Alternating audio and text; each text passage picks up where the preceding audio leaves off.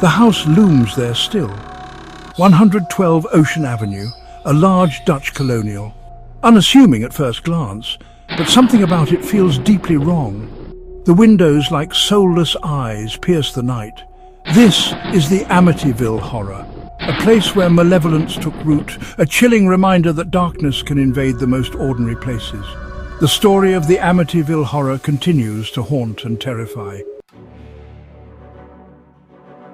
Long before the name DeFeao meant murder, the land harbored a malevolent history.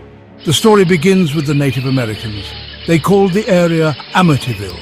It was a place of healing, but also a place where they banished their sick and insane. The land absorbed their agony, their torment.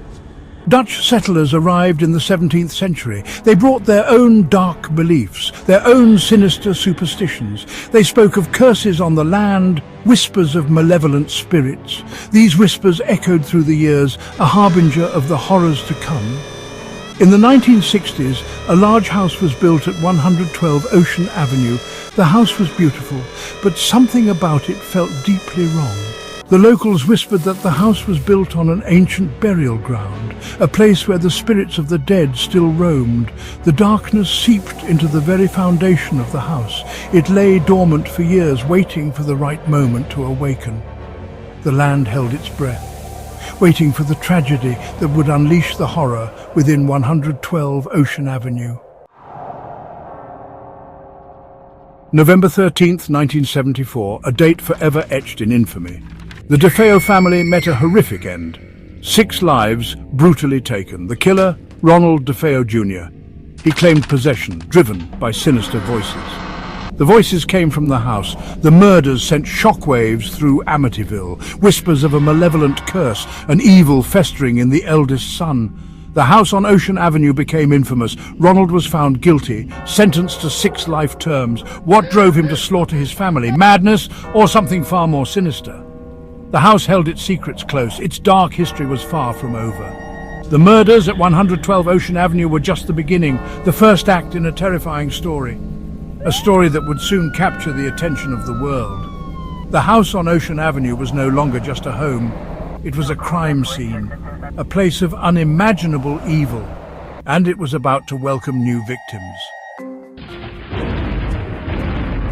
Section 4. A family's descent into fear. December 1975, less than a year after the brutal murders. The Lutz family moved into 112 Ocean Avenue, George and Kathy Lutz, their 3 children. They knew the house's dark history, but they dismissed it as a tragic past. They believed they could make a fresh start. They were gravely mistaken. From the moment they stepped inside, an unsettling presence loomed, a chilling cold spot near the fireplace. Foul, inexplicable odors. Flies swarmed in the dead of winter. The family tried to ignore these sinister signs. They clung to the belief that this was their dream home. But the house had other plans. The darkness was awakening. It started subtly. A whisper in the dead of night, a feeling of being watched. Then it escalated, doors slamming shut with a force, unexplained, terrifying noises. The children were plagued by nightmares, cold, ghostly hands touching them in the dark. George became increasingly withdrawn, short-tempered and erratic. He woke up every morning at 3:15 a.m., the exact time of the DeFeao murders. Kathy felt an oppressive presence in the house, something dark and malevolent. Their dream home was morphing into a living nightmare. The Lutz family had unknowingly walked into a nightmare that would haunt them forever. Section 5. The unseen inhabitants. The paranormal activity escalated to terrifying levels. Kathy felt unseen hands violently yanking her hair, scratching her skin. George was paralyzed with fear as a demonic face glared at him from the darkness. The children's imaginary friend, Jodie, transformed into a malevolent entity. The house was alive with evil, and it was relentlessly tormenting them. One night, Kathy awoke in sheer terror, levitating above her bed. A bone-chilling fear gripped her heart. She knew they were not alone, they were being watched. Something malevolent was in the house with them, something evil. The Lutz family was trapped in a nightmare. Their dream home had become a sinister prison. Strange, ominous symbols appeared on the walls. The stench of rotting flesh filled the air, suffocating them. The line between sanity and madness vanished. The Lutz family's ordeal is a horrifying reminder that there are forces in this world we cannot comprehend. Forces that can manipulate and torment us beyond our worst nightmares. Their experience at 112 Ocean Avenue was a descent into the abyss of darkness. Section 6. Enter the paranormal investigators. Desperate and terrified, the Lutz family sought help. They contacted Ed and Lorraine Warren, world-renowned paranormal investigators. The Warrens entered the house with palpable fear. Even they could feel the oppressive darkness. The air was suffocating with malevolence. Ed and Lorraine conducted seances.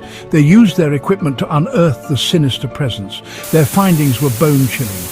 The house was a vortex of malevolent energy, a conduit for something demonic. The Warrens believed that the house was built upon a gateway to hell. The Warrens' investigation only confirmed the Lutz family's worst nightmares. The house was truly haunted, and the entity residing within its walls was powerful and malevolent. The Warrens tried to cleanse the house, to rid it of the evil that had taken root, but their efforts seemed only to enrage the entity further. The Warrens left the house shaken to their core. They had seen the face of true evil within those walls. The experience at Amityville scarred them forever. The Lutz family, however, was still ensnared in the nightmare. Section 7. Amityville's enduring grip. After just 28 days, the Lutz family fled 112 Ocean Avenue, leaving behind their possessions, their sanity, their lives forever scarred by the malevolent forces they encountered. The house stood empty once more, a vessel of unspeakable terror, a silent sentinel to the horrors it had unleashed, waiting for its next victims. The story of the Amityville Horror became a media sensation. Books were written, movies were made. The house on Ocean Avenue became a legend of fear and dread, a symbol of the darkness that can lurk beneath the surface of the ordinary. To this day, 112 Ocean Avenue remains a source of fascination and terror. People still debate the truth of the Lutz family's claims. Was it all a hoax, or did something truly evil dwell within those walls, waiting to strike again? The Amityville Horror continues to haunt our collective imagination. It is a reminder that some places hold a darkness that we cannot explain, a darkness that whispers to us from the shadows, beckoning us closer, a darkness that may never truly die, forever lurking in the corners of our minds.